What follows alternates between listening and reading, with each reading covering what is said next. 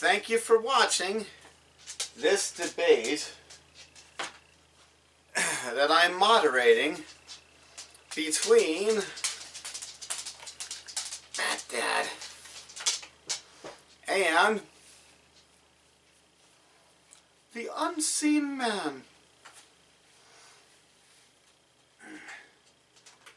The subject of this debate is whether there are car factories. Bat Dad is an afactoryist. The Unseen Man is not an afactoryist. Let's get started.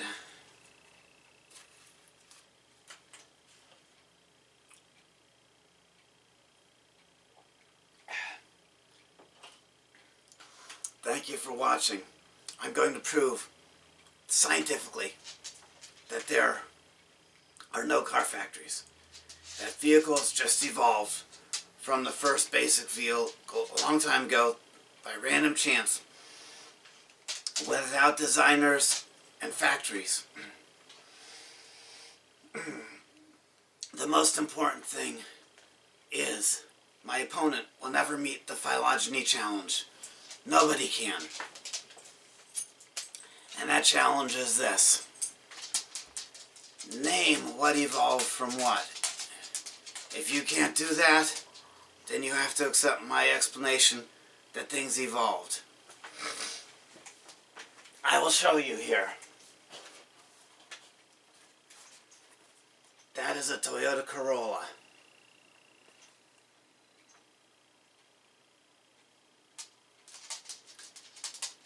That is a Ford Focus. Do you see the similarities? If the Ford Focus did not evolve from the Toyota Corolla, then the burden of proof is on you to explain what it evolved from. And you're not allowed to claim something super vehicular. You don't get to call upon your man behind the factory wall. Explain it. Now, we know things evolved because scientists will use ad hominem attacks against you. They will call you names if you don't agree with them. Said so. There are similarities, and scientists look at the morphological structure of these vehicles and the molecular structure of these vehicles. And because of those things, they can put together the vehicle family tree and cladistics. My opponent can't do cladistics. He won't do cladistics because cladistics is science. And he doesn't do science. You see? Here is the vehicle family tree. Now there's some debate whether skateboards evolved first or the unicycle. But it's still scientific fact that they evolved first. That something evolved first. Then became a bicycle. You see the two wheels, it's growing. Then became the Model T. You see there's a branch in the family tree here. This is where the three-wheeled off-road vehicle evolved. And it's not here anymore, which proves evolution, because the loss of things proves that that's how we get new things. And separate from the evolution of the car, but on this evolutionary family tree, we have the World War II era biplanes, followed by the World War I era biplanes, followed by the World War II airplanes. And if you don't believe this, you're not scientific. Here's a cladistics chart. You see, the closer they are, the more related they are. The skateboard is more related to the Ford Focus than the International 18-wheeler. And this chart proves it. There's no other possible reason or way for them to have similar body parts.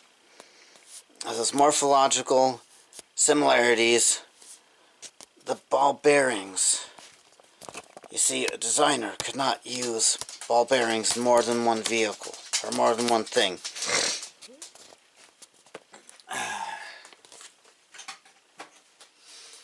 There we go. So, the proof is building. Now I was mentioning the similarities. A designer could not use similar parts as been used before. So that proves there's no designer behind the Ford Focus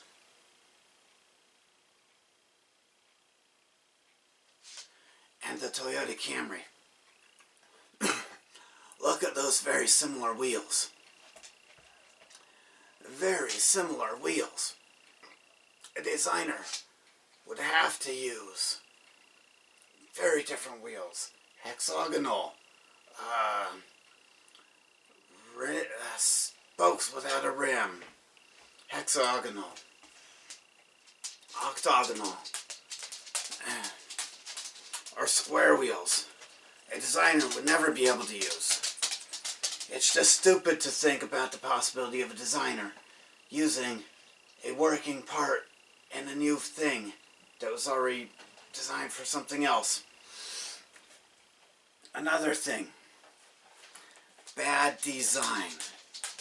These vehicles could not have been designed because they have very bad design.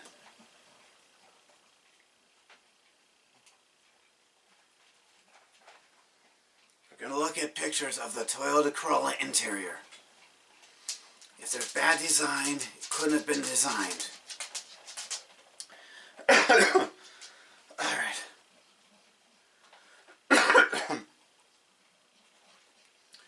Look at these pictures. It's uploading the picture. You see, if you can't fit 3 people in the front of the vehicle, it's a bad design. No designer. What happened? What happened?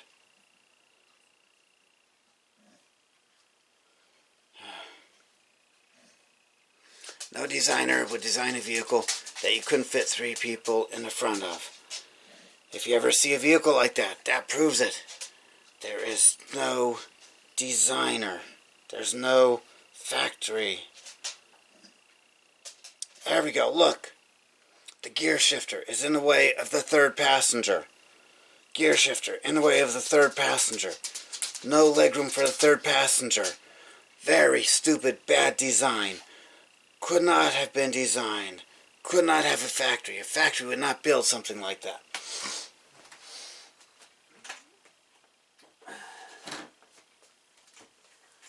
My opponent in this debate is going to call on the designer of the gaps because he doesn't know how it happened. It happened. It evolved. That's good enough. He's going to say that, well, Bat Dad, time up. Let's get the unseen man a chance to talk.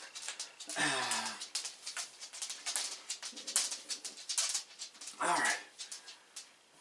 Thank you, Hammond9631, for giving me my turn. You see, there needs to be a factory because we never see these things happening.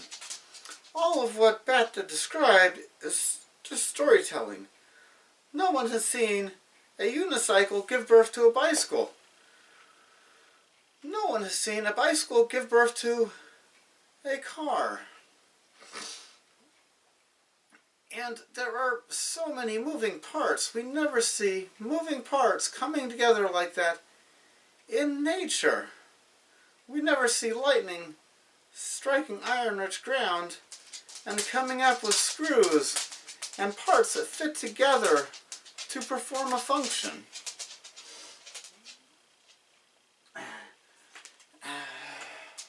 And of course, there is something super vehicle.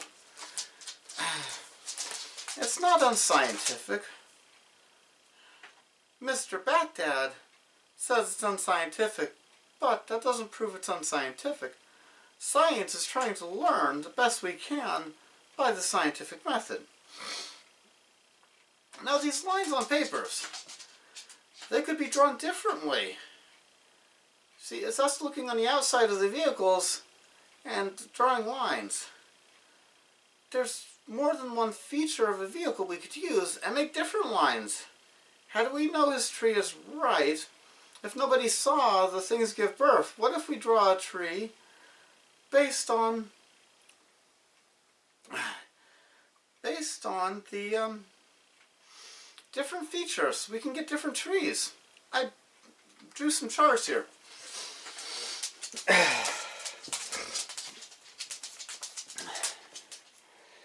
Alright, so if we are only looking at the size of the thing, then we could draw this where the skateboard evolved into the unicycle, which evolved into the bicycle, which evolved into the two-person bicycle, which evolved into the adult tricycle and or the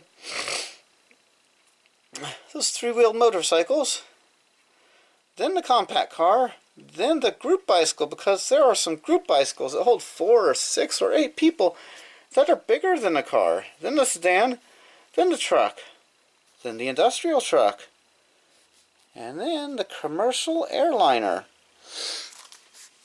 But what if we decided that the amount of people that can be carried is what's the more important factor? Then we get a whole different chart, a whole different tree. Skateboards, unicycles, and bicycles only carry one person. Maybe I should have written that in a different order. Then short-haul trucks. Those trucks that they use to move the trailers around in a yard. They never use them to drive many miles because it's just a seat for somebody to sit in. No room for him to put a backpack even for his books to read when he takes a break, because there's a limit to how long the driver's allowed to drive so he doesn't fall asleep and crash into people. See, but you know what? Mail trucks. Both USPS and the FedEx and UPS, their delivery trucks only have one seat.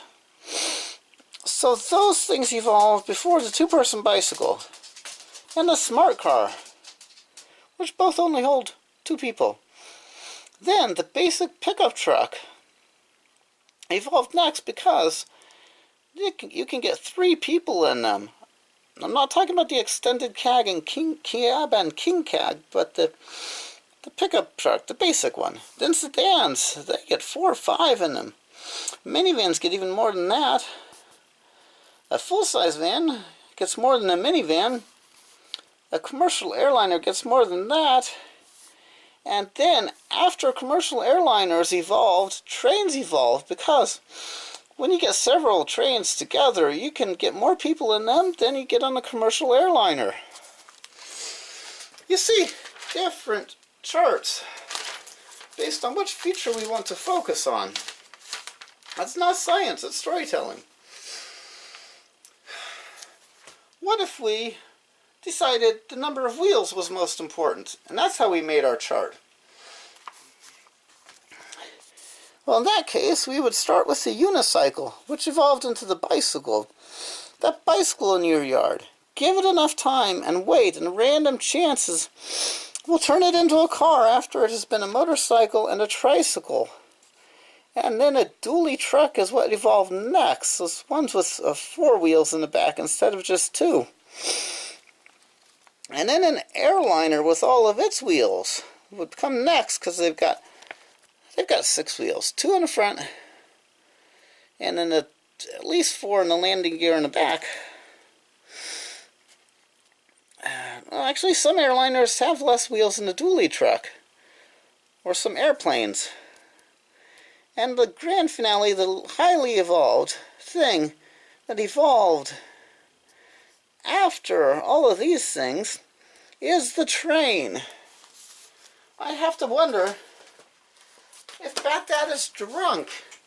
Is that wine he is drinking?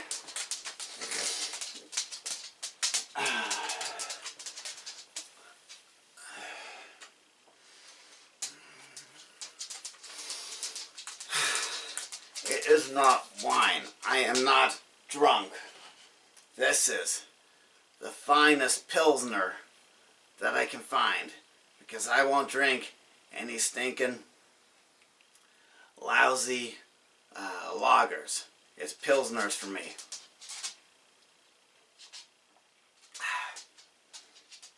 Now, I knew he was gonna come up with his man behind the factory wall there. His factory worker of the gaps. He's being unscientific. And a proof of that, as I just called him I called him a name. You see, he did not refute the phylogeny challenge.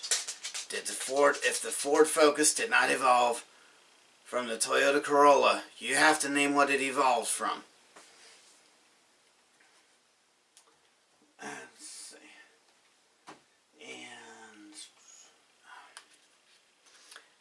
Okay, now we're going to have a quick question and answer session time. I think the unseen man has a question. Baghdad, has anyone seen those things that you drew, those lines? And has anyone seen these vehicles as they evolved when they were not fully functional?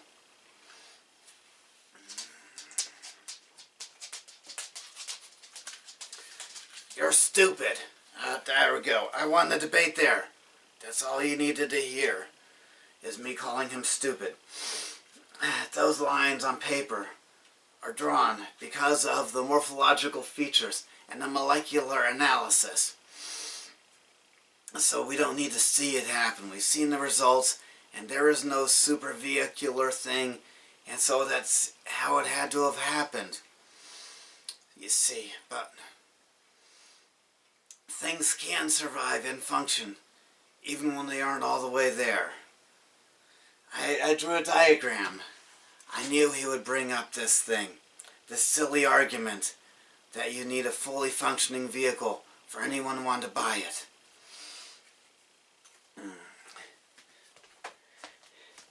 Now, you see, the piston is one part that he might claim needs to be the right size for it to work.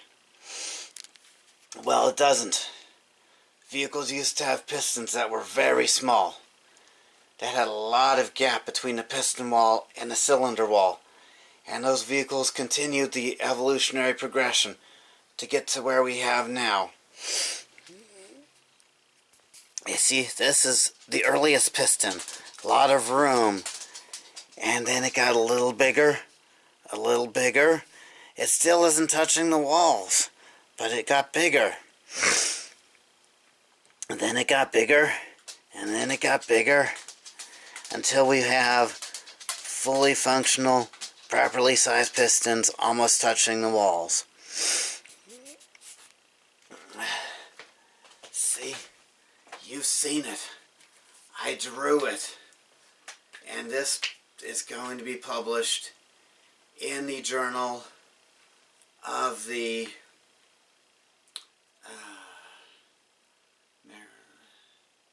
National Association for Science Education Parity Group. See, if it's in a journal that says science, that does not say anything about a factory worker behind the wall, the man behind the factory wall. That's science.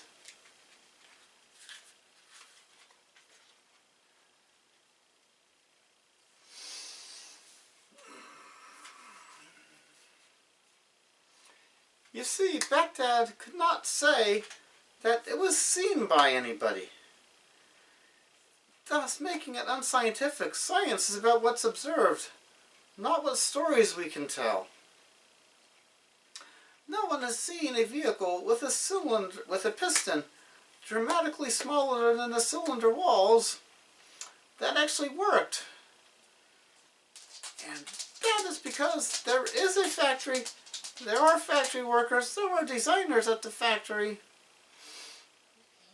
And that is my closing statement in this debate about whether cars can be explained by vehicular evolution without a designer, or whether there really is a factory and a factory worker in a factory design department. Alright.